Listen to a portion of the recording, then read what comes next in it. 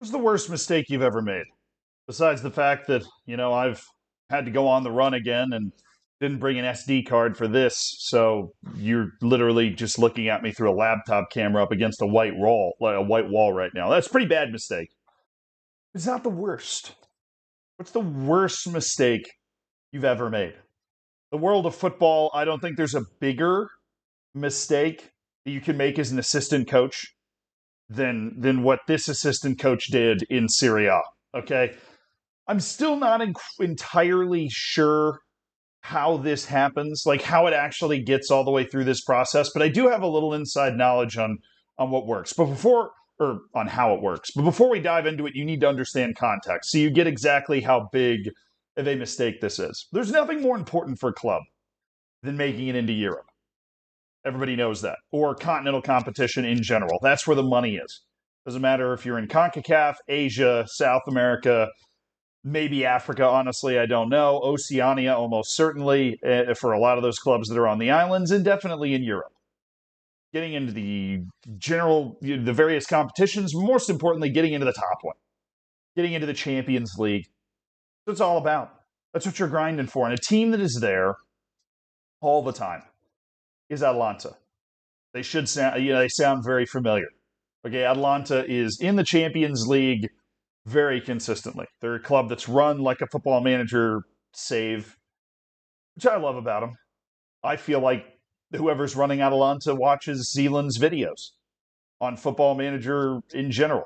But every time I talk about Atalanta, I get distracted by how well run they are. This is their situation right now in the league.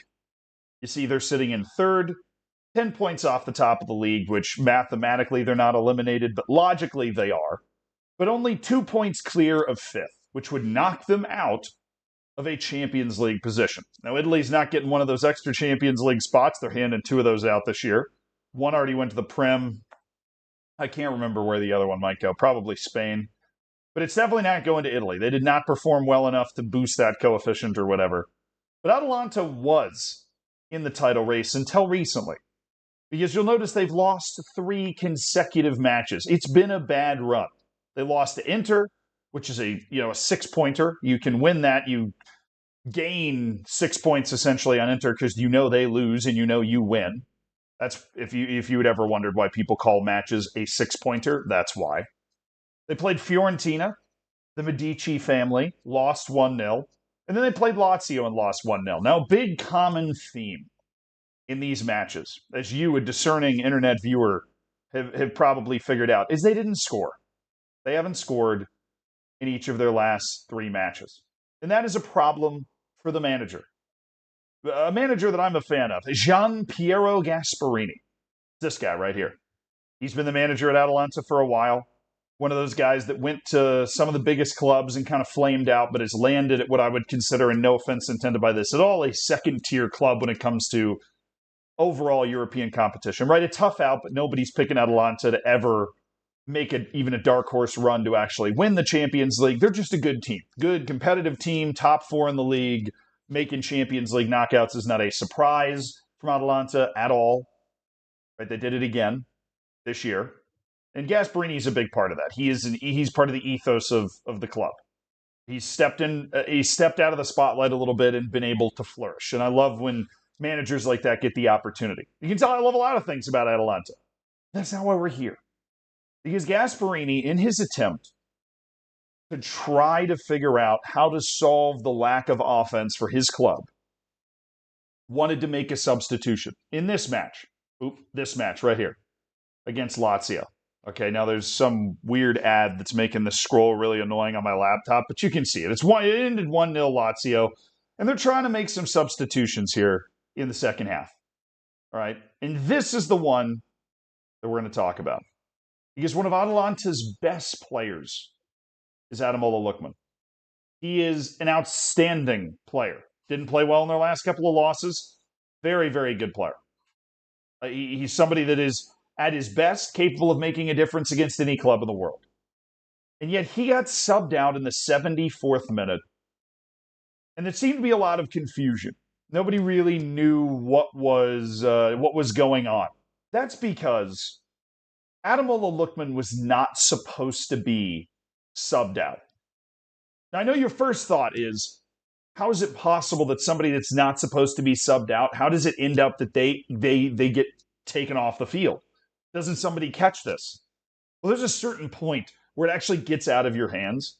And we talked about this recently on the Player Manager podcast, which not so sneaky reference, but it is going to help us talk about this. The Player Manager podcast is me and Julian Gressel, who plays on Inter Miami. He's played for the U.S. national team before. Real nice guy. And we were talking about subbing in 2 games. And apparently, the way that this works is that the referees at the start of the game, I never knew this. The referees at the start of the game hand out cards. 1 card to this team, 1 card to this team. Not 1 card, but like a stack of cards, right? Sorry, up to 5, right? Because you have, or sorry, up to 3, because you have 3 substitution windows. So you get 3 cards, right? You can submit for substitution, whatever. There is 1 coach on each team that is responsible for the cards. They get the cards, they fill them out. Okay, it's not the head coach. The head coach is busy with other shit, right? The head coach is too cool for school. The head coach is way too cool to be writing down players' names on the cards. But that's how these substitutions happen. You have this 1 coach who has a card, and then the head coach goes, we're making that change, and the assistant, whoever it is, writes it down and hands it to the 4th official. That's how they know who's changing. And based off my understanding of that process from having Julian explain it to me, once you hand that card to the 4th official, that's the move that's being made. That's the move that has to be made. So what happens in this situation? Well, nothing good. Nothing good happens in this situation. There is a clue, though, in this substitution right here. Because 4 minutes later, Bresciani comes in for Ederson. Not the goalkeeper, different Ederson, okay? That's the person that was supposed to be subbed out in this situation. Okay, that's the person that was supposed to be subbed out, was Ederson. Not the person that ended up getting subbed out, obviously. But Ademola Lookman and Ederson, those names sound completely different. Well, then what was happening? And that's where we enter into this Football Italia article, where they quote Gian Piero Gasparini, the head coach, who obviously had to deal with this after the game because a substitution just happened that he was not planning on making. And that requires an explanation, okay? He said, unfortunately, there was a misunderstanding between Ede, who's Ederson, and Ade, which is Lookman's nickname. So Ede is Ederson, Ade is Ademola Lookman, and they paid a high price for it. Yeah, they ended up losing the game. They took out one of their best attacking players when they're struggling to score goals.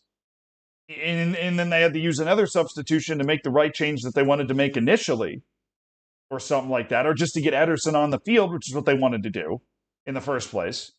I don't even, there's so many questions I have about this. Obviously, because of the understanding that Julian has given me through the podcast, I know how this mistake can be made. The coach looks at the assistant and goes, hey, we want Ede for whoever. And the coach just heard Ade and wrote down Ademola Lookman. Now, they probably should have asked. They probably should have double-checked.